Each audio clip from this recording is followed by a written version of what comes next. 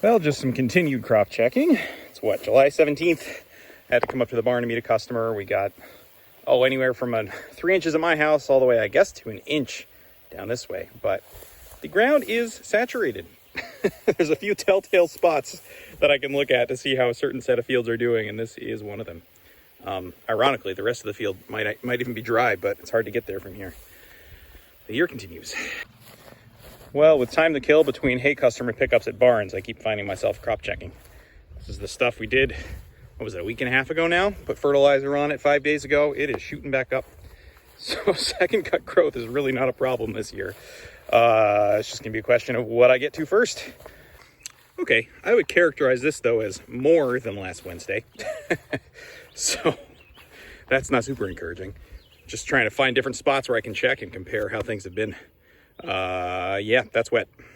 Well, it's about a little after 5, and a big series of storms that was rolling through somehow just missed us.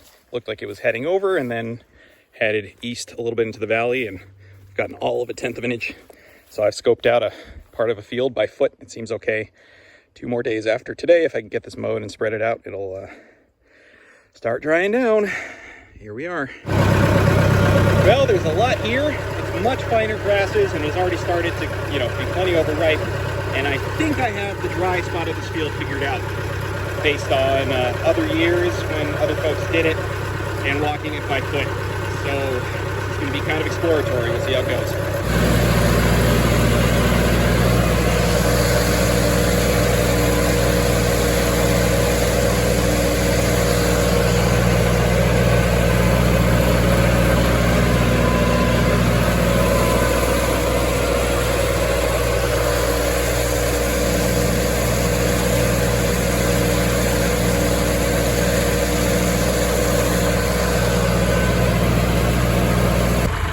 Well, that is knocked down. I don't know if this is quite 2 acres. I bet it's a little less than that. Mowed until I hit wetness everywhere, including thinking I could go farther that way, and I kept hitting mud, so I turned it off here. This field's 5 acres. That whole end of it's pretty wet. I have not walked that far corner, but I know it gets awfully wet in there and really wet in there. So just gonna have this field open up and try this in the next 48 hours. Focus on up here, and in my spare time put on rubber boots and walk around. I'm wondering if for another chunk I could get through right here and do the hillside.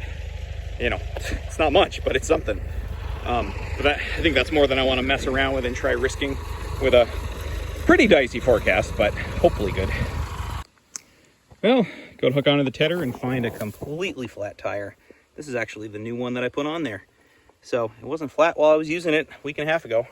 I have no idea if that's a slow leak or a fast leak, but my dad's gonna bring my my car and portable air compressor to me and see if that can take some air.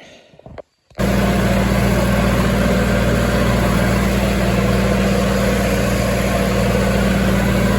chewed off the diagonal corner, that's dry herb. So we have almost half this field down now. Weird way to do it.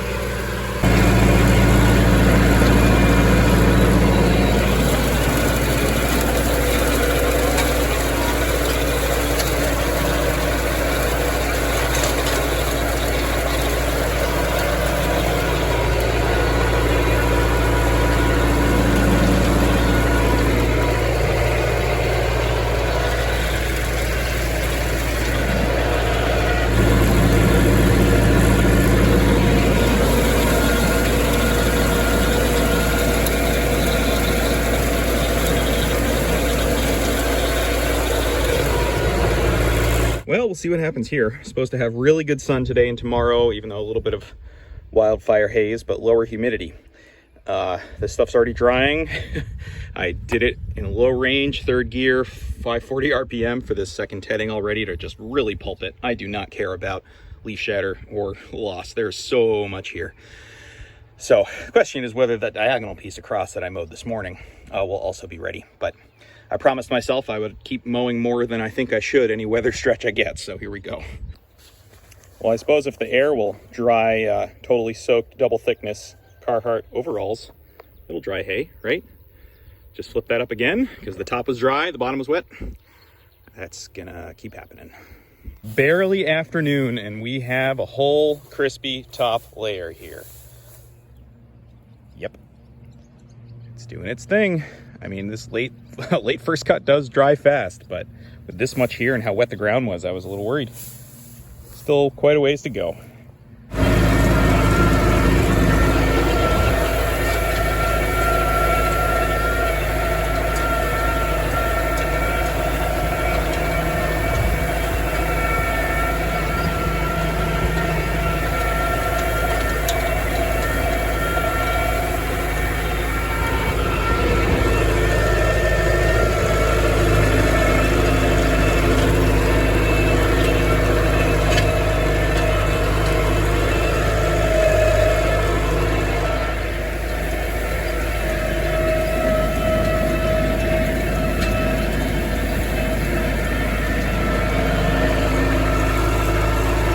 Knock on wood, we have another amazing day in our hands. I've already re-raked it. I actually, did the light tedder teasing apart, especially on these super thick outside windrows with green still in them. But even though there's lots of clouds around, nobody's threatening rain so far. Lots of sun here. It's about 1:15, and I think I'm gonna start putting it together, at least the middle of this top field, and see what it's like.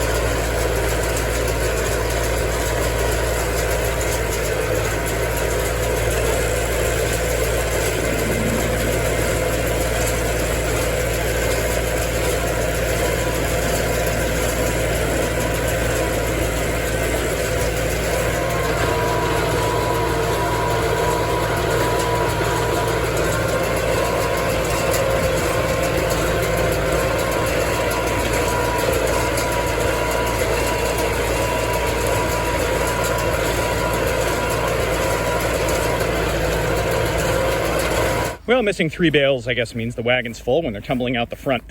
But that's leanier than I want to see a full wagon. Between a little bit of sway in the frame, tires, and the ground. I'm gonna drive nice and slowly forward with that. Oof.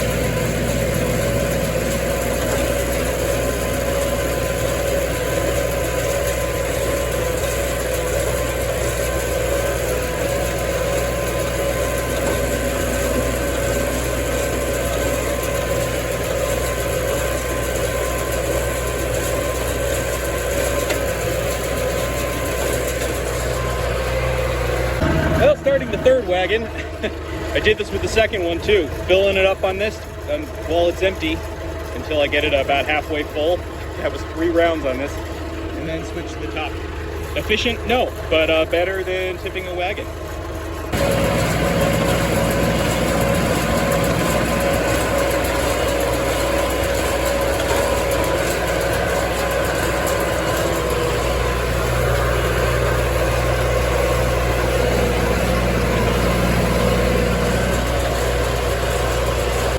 All right, third wagon done. We've got 87, 90, and 90.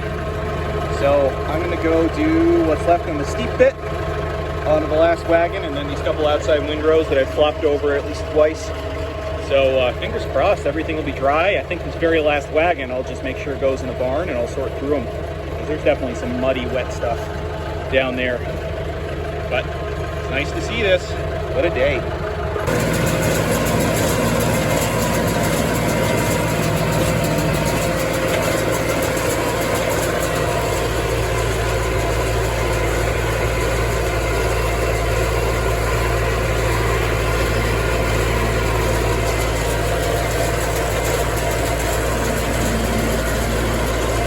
All right, 362 today, and 3 paled onto the ground. But yeah, I didn't really have a good acreage estimate on this chunk. Like I said, I know the field is 5 acres, and I think I did about half of it. So 2.5, I don't know, it felt like a little more than 2.5 acres. Maybe I did more than half, but yeah, it's got to be for 362. Hold on, doing that math. Yeah, maybe I'd knock down 3 acres, and there's only 2 left. Feels pretty good though. Well, I was about to bring this wagon up to the barn. Noticed that it was leaning a little bit in the back. And we have some sagging going on where it is rubbing on here. It's the, I definitely need to replace the stringers on this. I just haven't. So in the short term, I got to jack that up with something. But in the very short term, we got to pivot plans and unload this wagon. The problem is it has some of the iffier hay on it, so not ideal. And 2 wagons in the barn. One back there. Only one of the 2 wagons that I planned, but it all worked out. Problem is, it's about a wagon's worth of space between the 2. So if I've got to unload these both in the barn, this one's going to be tough. But I'm hopeful the folks just down the road would want to take this maybe on Saturday. Whoa.